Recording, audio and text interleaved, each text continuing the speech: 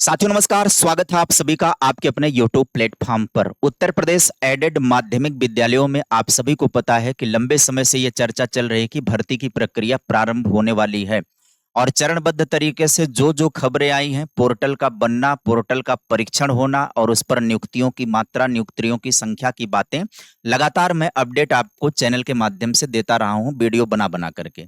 तो एक बार फिर से कुछ नया अपडेट निकल करके आया है आज के अखबारों के माध्यम से कि एडेड में रिक्तियों का ऑनलाइन फीडिंग का कार्य पूरा हो गया है।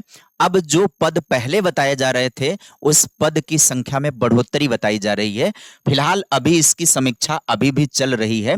जब पूरी तरह से फुल प्रूफ हो जाएगा, प्रमाणित हो जाएगा, तब जाकर के इसका विज्ञापन आप सभी को देखने को मिलेगा और विज्ञापन कब तक आ सकता है उसकी भी चर्चा अपन करेंगे। एडेड माध्यमिक शिक्षकों की रिक्तियां ऑनलाइन फीड हो गया। अपर शिक्षा निदेशक माध्यमिक द्वारा डीआईओएस को पुनः सत्यापन के निर्देश जारी कर दिए गए हैं ताकि किसी भी प्रकार की खामी को समय रहते दूर किया जाए। भर्ती का विज्ञापन जारी होने के बाद ताकि उसमें किसी भी तरीके की कानूनी अड़चन ना आए, पूरी तरह से आयोग भी प्रतिबद्ध है और माध्यमिक शिक्षा बोर्ड भी इसको लेकर के प्रतिबद्ध है। तो इसी नजरिए से वो डीवाईओएस को पुनः सत्यापन के लिए निर्देश जारी कर दिए हैं। फिलहाल यहाँ पर खबरों में बने रहेंगे तो पूरी जानकारी आप सभी को मिलेगी। चैनल पर नए होंगे तो सब्सक्राइब जरूर कर दीजिएगा। क्या कुछ परिवर्तन हुआ है अभी की स्थिति में, जब रिक्तियों को फीड कर दिया गया ऑनलाइन, तो परिवर्तन क्या हुआ है कि पूर्व में जो रिक्त पद का विवरण आया हुआ था, जानकारी आई हुई थी, वो 23,213 पदों का विवरण पहले आया हुआ था। अब क्या हो गया, अब जब ऑनलाइन फीडिंग का कार्यक्रम पूरा हो गया है, तब रिक्तियों की बात निकल करके आ रही है कि 23,775 से ज्यादा रिक्तियां हो गई हैं। तो तकरीबन पदों की संख्या में बढ़ोतरी, 500 पद आप अगर देखेंगे तो तकरीबन 500 पद बढ़े हुए हैं, 500 से अधिक पद बढ़ गए हैं। अभी हालांकि दोबारा से इसका वेरिफिकेशन का कार्य होगा। आख्या मिलने पर पोर्टल पर ऑनलाइन की जाएगी रिक्तियां। जब ये दोबारा से वेरीफाई हो जाएगा, उसकी आख्या मिल जाएगी, तब ऑनलाइन हो जाएंगी रिक्तियां और ऑनलाइन होने के बाद सभी लोग उन्हें रिक्तियों को वापस से देख सकते हैं। आगे कहानी अब समझिए कि भर्ती प्रक्रिया में अगला कदम क्या होने वाला है कि शिक्षा निदेशालय रिक्तियों का विवरण ऑनलाइन फीड पूर्ण हो गया है। अपर शिक्षा निदेशक जो माध्यमिक हैं, कामता रामपाल जो हैं, ईमेल द्वारा अधियाचन इनको भेज दिया गया है। जिला विद्यालय निरीक्षक डीआईओएस को पुनः सत्यापन का कार्य सौंपा गया है। तो ये कहानी है। अब जो प्रक्रिया चल रही है सत्यापन के लिए, डीआईओएस को ईमेल पर भेजे अधियाचन।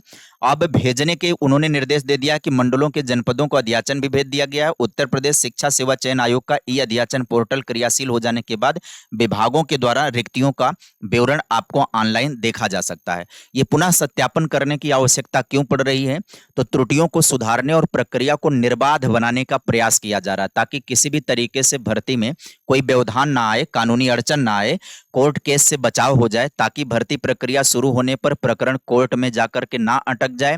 पूर्व में कुछ पदों पर हस्ताक्षर ना होने या विषय का विस्तृत जानकारी ना होने का समाधान करना है और प्रधानाचार्य, प्रधानाध्यापक के ऐसे पद जो पिछली भर्ती में थे और अभी पूरी नहीं हुई है, उनकी स्थिति स्पष्ट करना है। जी हाँ, पिछले दिनों एक वीडियो मैंने किया था कि जो ये रिक्तियों का विवरण आया हुआ है, इन रिक्तियों के विवरण में वो पद भी शामिल कर लिए गए थे जो प्रधानाचार्य और प्रधानाध्यापक के ऐसे पद जो पिछली भर्तियों में वो क्या है, गतिमान हैं, लेकिन वो प्रक्रिया अभी पूरी नहीं हो पाई। तो क्या किया कि स्कूलों ने वो भी रिक्त पद के नाम पर उसको भी अधियाचन में भेज दिया। तो एक ही पद दो बार मेंशन हो गया है, एक पुरानी भर्ती में और एक नए खाली पदों में उसको मेंशन कर दिया गया है। तो उसको भी काट छांट करके निकाला जाएगा ताकि पुनरावृत्ति ना हो किसी पद की, अन्यथा मामला कोर्ट में हो जाएगा। तो इसलिए पुनः वेरिफिकेशन की बात की जा रही है, पुनः सत्यापन की बात की जाएगी। अब पुनः सत्यापन की बात जब पूरी हो जाएगी, तब आगे की कहानी क्या होगी, तब पोर्टल पर रिक्तियों के विवरण आपके सामने आ जाएंगे, प्रदर्शित हो जाएंगे। और जब एक बार ये सारी प्रक्रिया पूरी हो जाएगी, रिक्तियां पोर्टल पर आ जाएंगी, उसके बाद विज्ञापन की प्रक्रिया शुरू हो जाएगी। इन विज्ञापन की प्रक्रिया में कौन कौन से पद हो सकते हैं, ये जो 23,213 से बढ़ करके 23,775 के पार पद जो दिखाए जा रहे हैं, इन पदों में कौन कौन से पद शामिल हैं, तो इन पदों में टीजीटी के पद भी शामिल हैं, इन पदों में पीजीटी के भी पद शामिल हैं और इसमें संबद्ध प्राइमरी के भी पद शामिल हैं। किसके? संबद्ध प्राइमरी के भी पद शामिल हैं और इसमें उच्च शिक्षा के भी पदों को शामिल। तो बात यहाँ पर टीजीटी पीजीटी संबद्ध प्राइमरी की जा रही है। इन पदों को इसमें शामिल किया गया है। संबद्ध प्राइमरी का गणित पहले से ही कंफर्म है, हालांकि टीजीटी पीजीटी का भी गणित पहले से कंफर्म है, लेकिन ये जो पद वृद्धि है तो अब देखने वाली बात होगी कि पीजीटी या टीजीटी में किसमें अधिक मात्रा में ये बढ़ोतरी हो रही है। ये देखने वाली बात होगी कि विषयवार अलग अलग दिखाई पड़ेगा। इसके साथ ही संबद्ध प्राइमरी में कितने पदों की बात की जा रही है? समथिंग 1800 प्लस पद यहाँ पर प्राइमरी के अंदर। ये संबद्ध प्राइमरी क्या होता है? मेरी लगभग हर माध्यमिक वाली जो वीडियो देता हूं, लगभग हर वीडियो में ये जानकारी आप सभी को दे देता हूं। संबद्ध प्राइमरी का मतलब है कि ऐसे प्राइमरी स्कूल जो मान्यता प्राप्त जो एडेड स्कूल चलते हैं, कई स्कूल कक्षा 1 से लेकर के 10वीं तक चलते हैं, कई स्कूल कक्षा 1 से लेकर के 12वीं तक हैं, मैनेजमेंट के स्कूल हैं, यानी कि उस स्कूल को खोला किसी प्रबंधक ने है, सरकार जो है पेमेंटेड कर दी है, टीचर्स को पेमेंट सरकारी जाता है। ऐसे में यहाँ पर प्राइमरी स्कूल भी होते हैं, वो भी संचालित हैं, उनको भी पेमेंट सरकार के थ्रू ही जाता है, लेकिन नियुक्तियां पहले मैनेजमेंट के थ्रू होता था। योगी सरकार के आते ही उन नियुक्तियों को रोक लगा दी गई थी कि अब मैनेजमेंट कोई भी भर्ती नहीं करेगा, जो भी भर्ती होगी वो सरकार करेगी, आयोग के माध्यम से ही भर्ती होकर के वो जाएगी। तो ऐसे संबद्ध प्राइमरियों पर जो वो जो नियुक्ति करते थे प्रबंधक लोग, वो नियुक्ति लंबे समय से रुकी हुई है। हालांकि शिक्षण कार्य भी प्रभावित हो रहा है उसकी वजह से, लेकिन नए नोटिफिकेशन में ज्यादातर संभावना है कि संबद्ध प्राइमरी के भी पद देखने को मिलेंगे। अब ये देखने वाली बात होगी कि संबद्ध प्राइमरी के जो पद हैं वो कैसे विज्ञापित करे जाते हैं, उनकी परीक्षा प्रक्रिया किसके साथ होगी? क्या वो जो प्राथमिक में नगरीय और ग्रामीण क्षेत्रों के अध्याचन की बात की जा रही है, क्या उसी परीक्षा प्रक्रिया के तहत इन पदों को फिलअप किया जाएगा? ये आने वाले समय में पता चल जाएगा।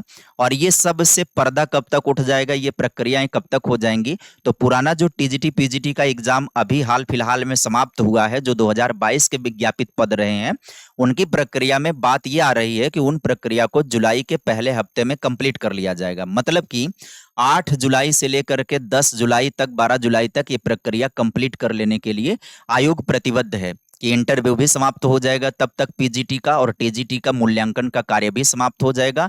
उस हिसाब से इनका रिजल्ट जारी कर दिया जाएगा। उसके बाद टीजीटी का भी हो या पीजीटी का हो, इनके रिजल्ट जारी कर दिए जाएंगे। तो 8 से 10 जुलाई तक पुरानी प्रक्रियाओं के जब रिजल्ट जारी होंगे तो वही टाइम ड्यूरेशन भी ये बताया जा रहा है कि उसी टाइम ड्यूरेशन में हम नया कैलेंडर भी जारी करेंगे। ये आयोग की तरफ से बात है कि नई भर्ती परीक्षाओं का कैलेंडर आने वाले समय के लिए, यानी कि जुलाई के बाद जो भी समय बच रहा है, अगस्त, सितंबर, अक्टूबर, नवंबर, दिसंबर, तब तक का कैलेंडर हम जारी कर देंगे कि कौन कौन सी परीक्षाएं हम कौन ले रहे हैं। टारगेट कब तक का रख रहे हैं ये सभी लोग?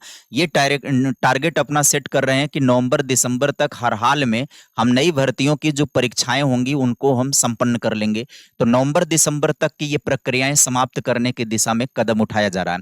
इसी कड़ी में आप लगातार देख रहे होंगे कि लगातार कुछ न कुछ अपडेट आयोग की तरफ से निकल करके आ रहा है। आने वाले दिनों में 15 दिनों के भीतर प्राइमरी से बिल्कुल पर्दा उठ जाएगा कि प्राइमरी का क्या समीकरण बन रहा है। हालांकि अभी बहुत सारे बच्चों के दिमाग में है कि प्राइमरी में जो ग्रामीण क्षेत्रों की बात की जा रही है वो फर्जी खबर है, लेकिन अब ये 15 दिन का इंतजार करिए, अगले 15 दिन में पूरा समीकरण सामने हो जाएगा कि वो फर्जी है कि वो क्या है, वो हकीकत है। लेकिन 10,000 नगरीय क्षेत्रों का तो बिल्कुल कंफर्म है, संबद्ध प्राइमरी का बिल्कुल कंफर्म है। आज की खबरों में बस जानकारी इतनी ही। इस तरीके से आप सभी को लगातार नवीनतम अपडेट मैं अपने प्लेटफॉर्म के माध्यम से देते रहता हूं। तो उम्मीद करूंगा कि आप सभी लोग चैनल पर जुड़े रहें, सब्सक्राइब कर लें, ऐसी ही खबरों के लिए बने रहें प्लेटफॉर्म पर। आज के लिए इतना ही। Bye bye, take care, thank you.